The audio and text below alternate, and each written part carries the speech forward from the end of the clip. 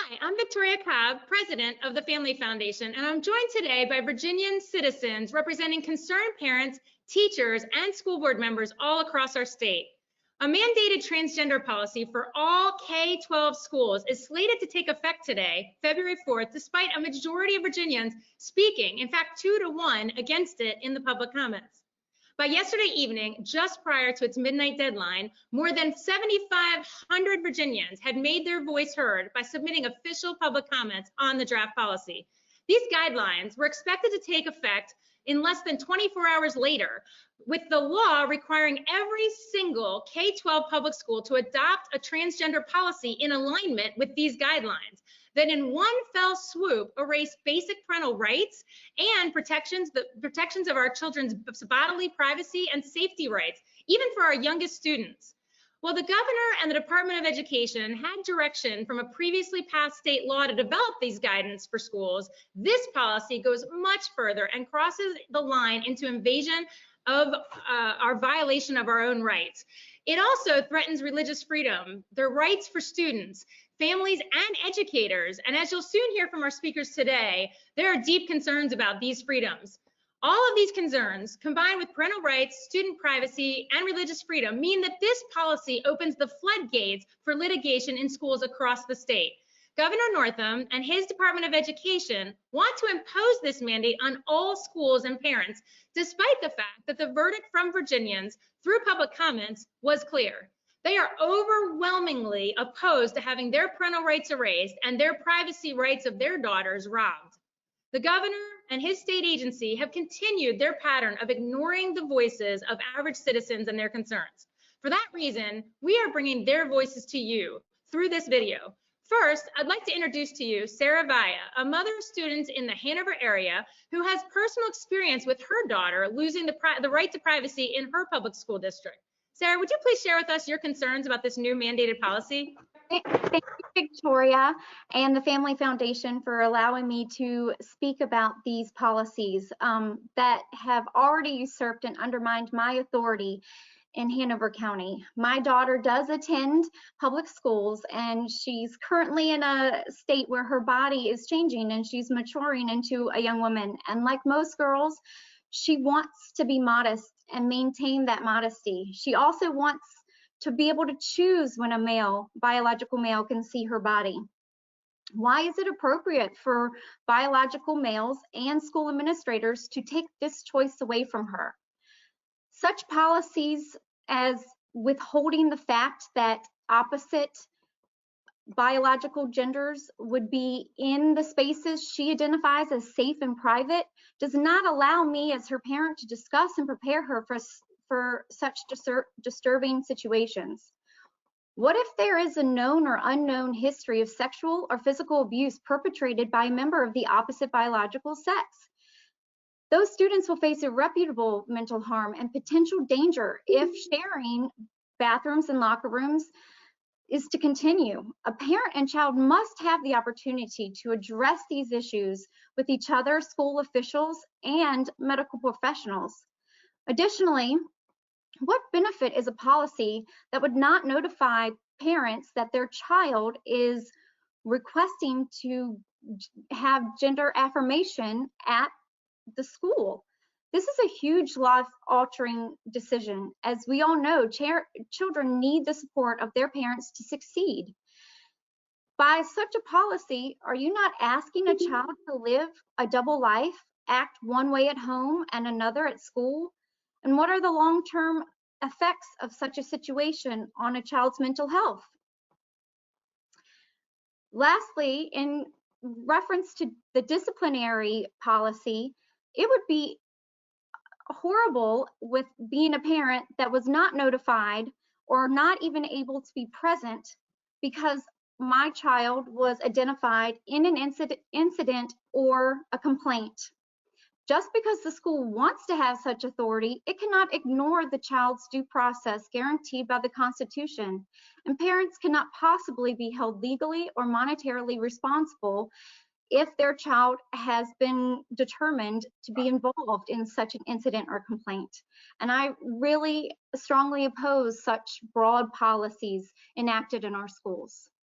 As you can see, Sarah represents parents all across Virginia, and in Hanover, they've already had some of these issues, but to take this policy and impact every single community in Virginia, we're going to hear from parents around the Commonwealth that continue, and they've already made their voices heard through the comments. I'd like to next introduce Peter Vlaming. As a much-loved high school French teacher who coached sports and sponsored clubs, Peter experienced firsthand the devastating impact of a policy like this.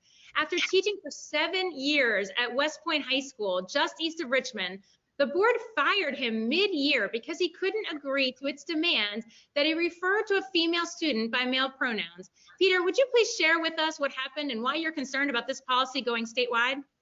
Sure. Thank you, Victoria. Thank you for having me on, and thank you for all that you do at the Virginia Family Foundation. Really, really appreciate it. So I read the guidance. It's disheartening, because it's presented as an effort to promote tolerance and create a learning environment for children, when in fact it neither helps children nor promotes tolerance. On the contrary, it forces educators to adopt a very specific view of what it means to be human, transgender ideology. Or it at least forces teachers to hypocritically feign belief that biology and gender are not related. So a teacher like myself, who believes that we're integral beings, which is rooted in a Christian worldview, are excluded. We're not allowed to hold that position. We're deemed unsupportive because we won't deny our view of reality by our speech. So it would be one thing if the guidance were suggesting true tolerance, asking teachers to respect differing views on gender, but that's not what this is. It's saying there is only one view on gender and everyone must adopt and advocate that specific view. Tolerance is supposed to be a two-way street, and in this case, that's not what's going on. We're supposed to respect the right to have a differing view on human nature, but not here. This is it's the opposite of tolerance. It's the opposite of a two-way street. And regulations like this cost me my job. I had a student who I'd had for 2 years, a 14-year-old girl, who explained to me that she was no longer a girl and that she had a new name. I agreed to use her new name. I also agreed for her to change her name in French class. I was a French teacher. And the whole question of pronouns doesn't come address the students by their name. I mean, in good conscience, I could use the student's name. And also the whole idea of being required to use certain third-person pronouns, it has nothing to do with being polite or loving towards someone. Because when I see them in the classroom, I use their name. And if I'm addressing the person directly, I say, "Hi, Victoria, how are you doing?" I don't say, "Hi, Victoria, how is she doing?" So requiring someone to use a specific third-person pronoun is all about getting you to change your beliefs and getting you to, to refuse your own beliefs if they differ. It's the opposite of tolerance. It has nothing, like I said, nothing to do with being polite or being loving. And so I had a great rapport with this student, but my school administration said, no, you must refer to this student as a boy, even when the student's not present, even when no students are present. And I couldn't do that. I told them I'm not going to adopt, I'm a Christian. I have a viewpoint that we're integral beings, okay, that our minds and our bodies are connected, that they're not separate, that gender and sex, there's a correlation. So when I told them that, it did not fly. They said that I would be required to basically adopt the transgender point of view. And for that, they fired me. Thank you. As you can see, this is our concern, not just for Peter, but now we would have this impact teachers all across Virginia, and their compelled speech, the idea that they must say certain words to keep their jobs, is going to drive great teachers out of our school systems. And that's not a step that Virginia should be taking. Next, I'd like to introduce to you today Ginger Berg, a mother of 6 who serves on the Amherst County School Board. Ginger has personal experience with this, both as a school board member and as a mom with 2 children currently in the public school district. Ginger, please share with us why you're concerned about this as a school board member. Yes, as a school board member and also a mother, it's very difficult at times when we are handed a stack of policies from the Virginia State School Board Association to pass, when I know in fact that they do not reflect our community's values. Just recently, Amherst County School, we were able to pull one of these gender identity policies, and it actually went to our attorney to review. We are still waiting for feedback for that. It was not passed though. Also, many of these policies go further than our last gender policy. They go even further than these new ones. They're not only going to affect our children's right for privacy, their religious freedoms, and also the freedom of speech. They're also going to basically demolish parental rights. We need to go back to community-run schools that reflect our communities and not what the state thinks our community should be.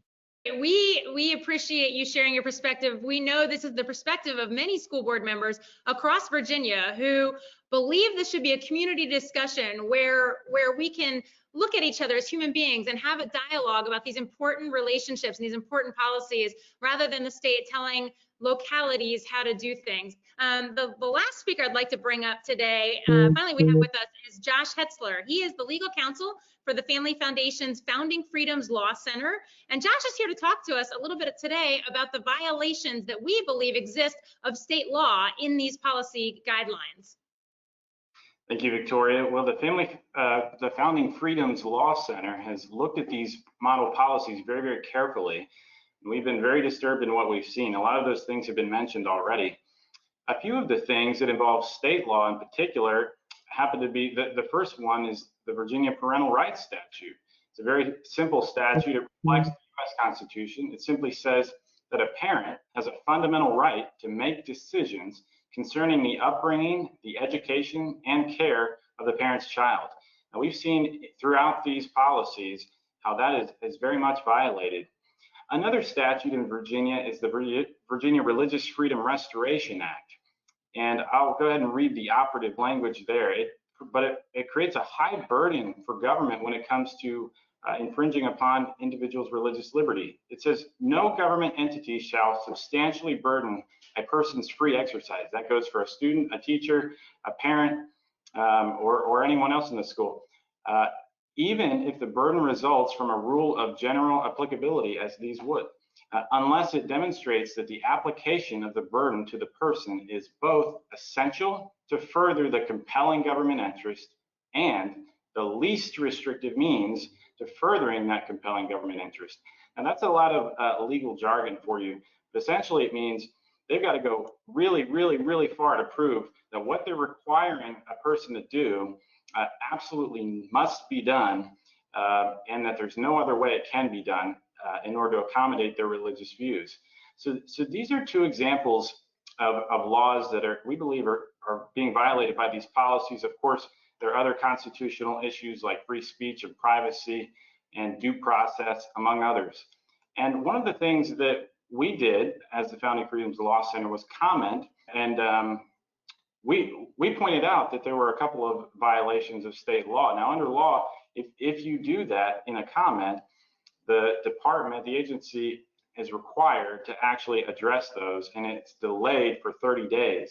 So we're really looking forward to seeing what the agency will say and how they'll respond to these things that I've just laid out. I think they're going to have a difficult time, but if they can't remedy these, then we think there's going to be some litigation forthcoming. We really appreciate your thoughts on the legal side there, Josh. It's our expectation that because claims have been made that these comments do not comply with state law, that those have to be both addressed, and we would expect that they'd be remedied because they simply cannot put in place a policy that violates existing state law. So we are looking forward to seeing how that plays out.